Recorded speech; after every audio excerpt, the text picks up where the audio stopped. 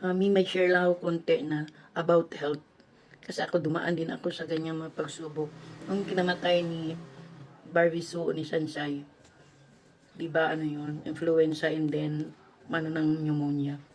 Kasi ako napagdaanan ko na rin yung pneumonia. Nakailang beses na rin ako nagkaganon. Hanggang ngayon nga, nakamonitor pa rin ako sa doctor every 3 months o every 6 months.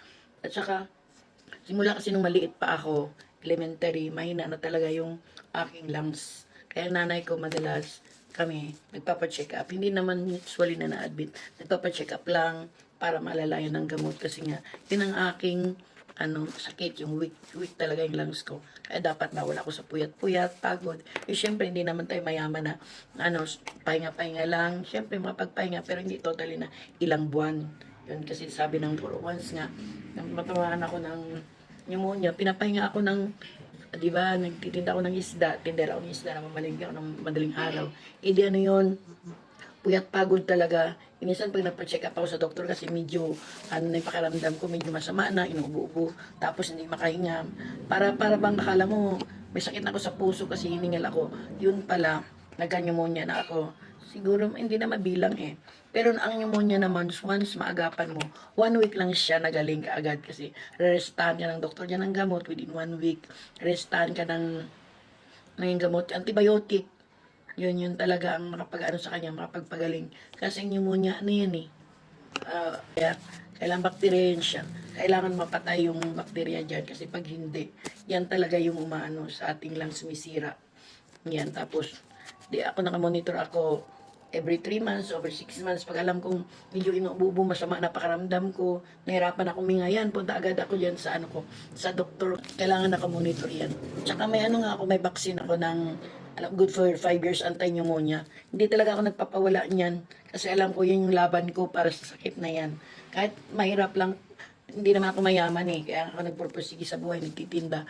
Kasi hindi naman sa sobrang hirap. Nasa tama lang, makakain ng 3 beses ang araw. Kaya gusto ko, dati kasi na medyo bata-bata pa, hindi tayo, wala tayong alam sa health conscious, sa health natin pa. Medyo, lalo pa ng pabaya sa sarili, o maligo nang wala sa tamang oras, kahit pagod, puyat, maligo, yun, na over fatigue, kahit medyo masama pakaramdam, mo nyo yung over fatigue ka, wala kang pahinga.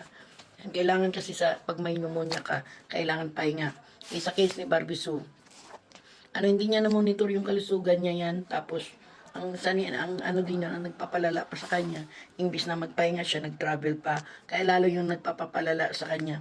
Pag alam nyo na nga, masama ang pakaramdam nyo, stay na kayo sa bahay, po na, at saka, lalo na yung pneumonia kasi, danas ko na yan eh.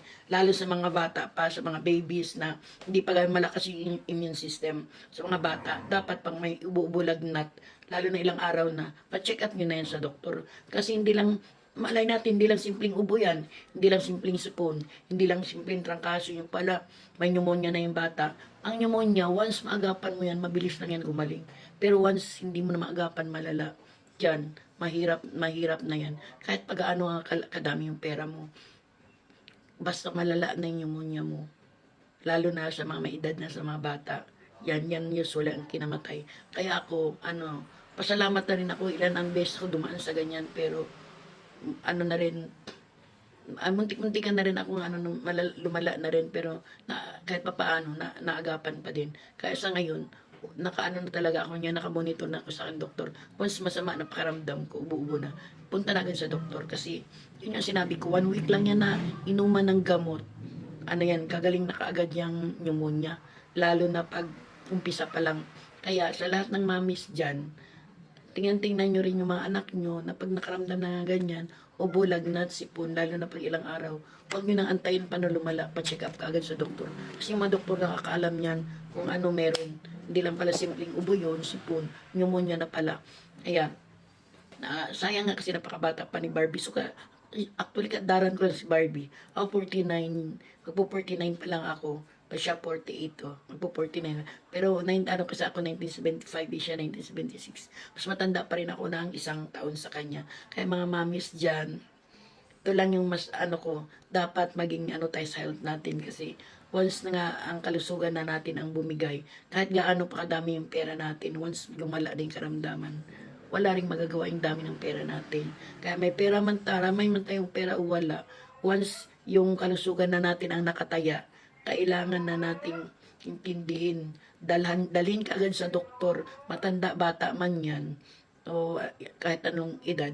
Kaya delikado kasi ang pneumonia kasi yan talaga yung sakit ko na hanggang ngayon daladala ko. Kaya nakamonitor din yung aking kalusugan.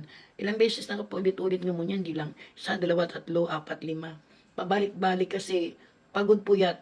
Kaya nga parang na-immune na rin minsan ako sa mga gamot na binibigay ng doktor. Kaya ngayon, puwera sa gumaling na ako, may vaccine talaga ako ng anti-pneumonia. Good for 5 years. Tapos sinasabayan ko pa ng flu vaccine para garantisado may panlaban ako sa sakit na to. Kasi napakadelikado. Yan, karamihan ang cause of death talaga. Pneumonia kasi baga ang tintira dyan. Di ba? Pag once yung baga, ano yan, yung kakapitan ng mga plema, tubig, hindi na tayo makahinga. Pag once lumala na yan, wala. Biro mo, hindi tayo makapahinga. Patay ka agad ang pasyente. Kaya kay mamis yan, maging alerto. Pag may kunting nararamdaman yung mga anak ilang araw na, dalhin ka agad sa ospital para hindi natin ito pagsisisihan. Yan lang mga mamis. Bye!